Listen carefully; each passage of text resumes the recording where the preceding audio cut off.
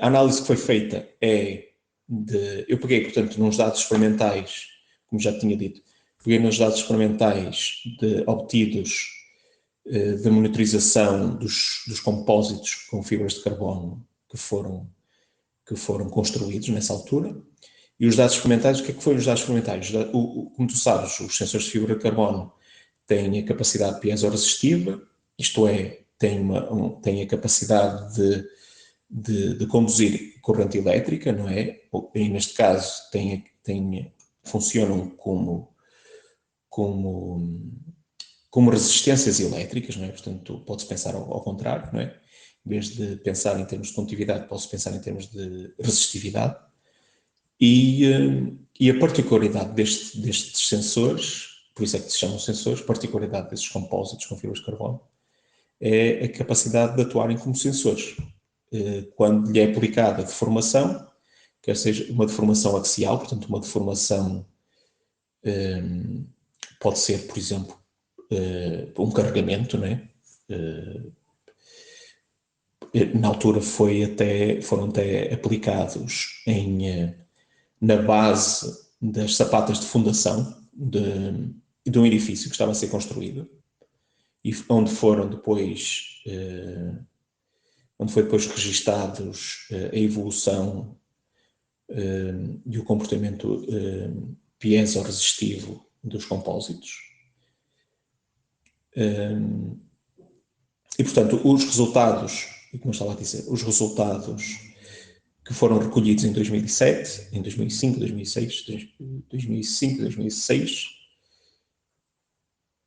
e 2007, os resultados que foram recolhidos foi da variação da resistência elétrica de cada uma das amostras, cada um dos compósitos com fibras de carbono. E na altura, o trabalho que foi entregue na tese foi a análise desses resultados, uma análise do comportamento da deformação versus as leituras da resistência elétrica que os compósitos debitavam cá para fora, não é? Para o sistema de aquisição de dados. E portanto, isto foi em 2007. Agora, em 2021, a análise que está aqui portanto, esses resultados da resistência elétrica de cada uma das amostras. Só que isto, como é uma análise não é uma análise linear, não é? É uma análise não linear. Portanto, isto não é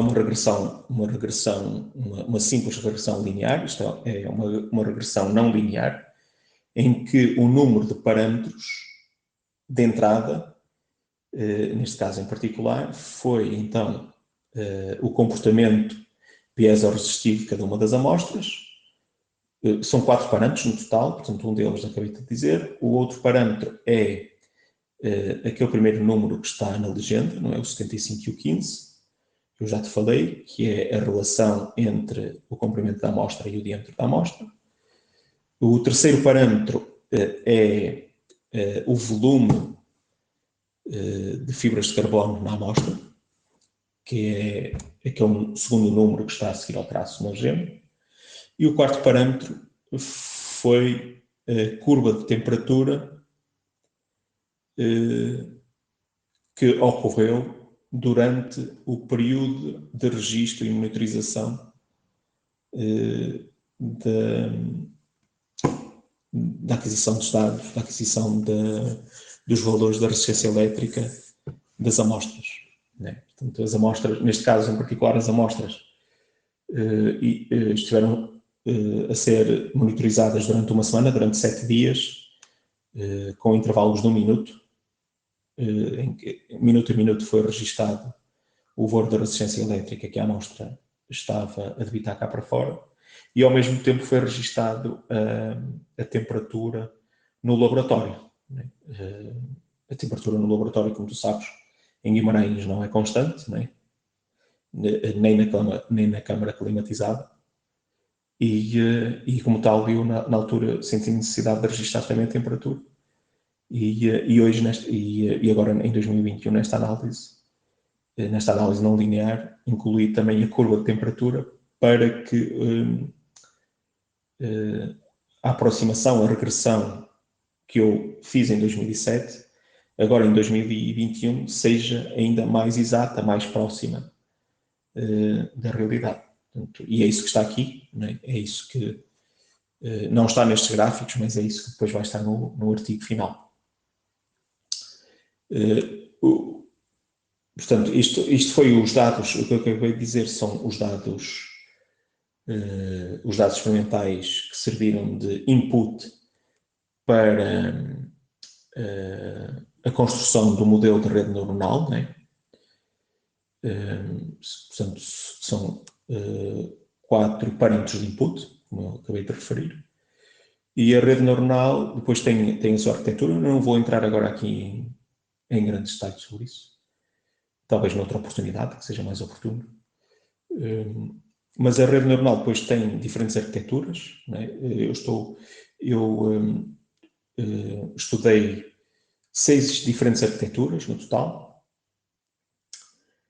E para independentemente da arquitetura da rede neuronal, todas elas têm depois um único output de saída, né? Portanto, o output de saída é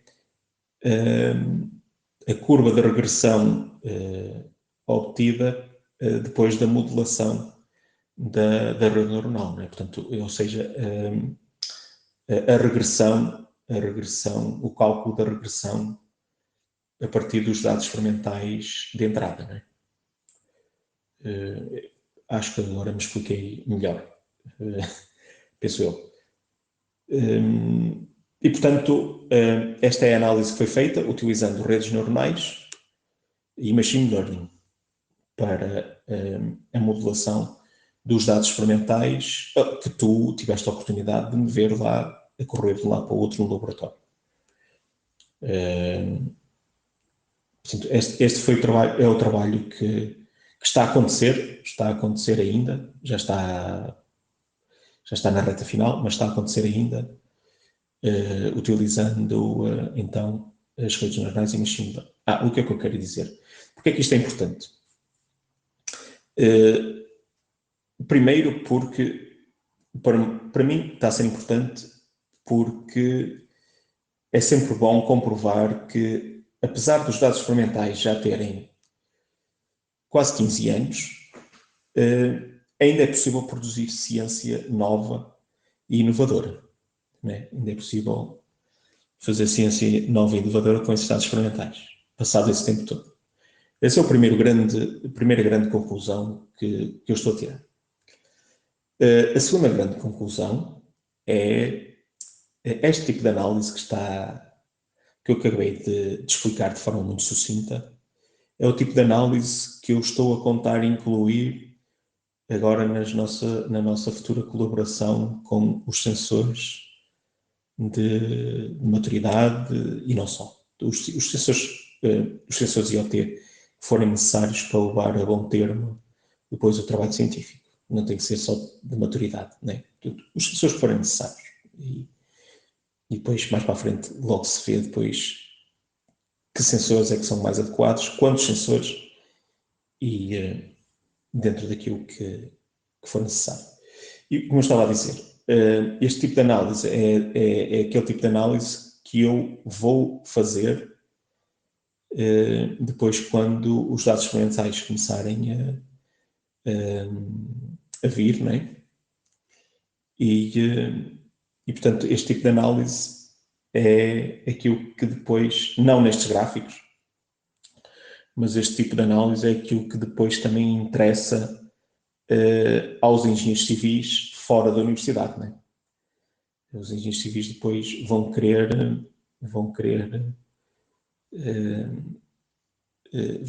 ter acesso a este tipo de análise mais elaborada, mais completa, com dataset maior, não é? Com dataset maior e com outro tipo de parâmetros de entrada. Portanto, eu já estou a divagar novamente. Acho que já me estou a prolongar demasiado, mas pronto, o importante de reter aqui é a breve explicação que eu te dei sobre estes gráficos e aquilo que eu antevejo e pretendo fazer no futuro próximo contigo, com Giado, depois na nossa colaboração para a obtenção de dados experimentais e a escrita científica. Ok?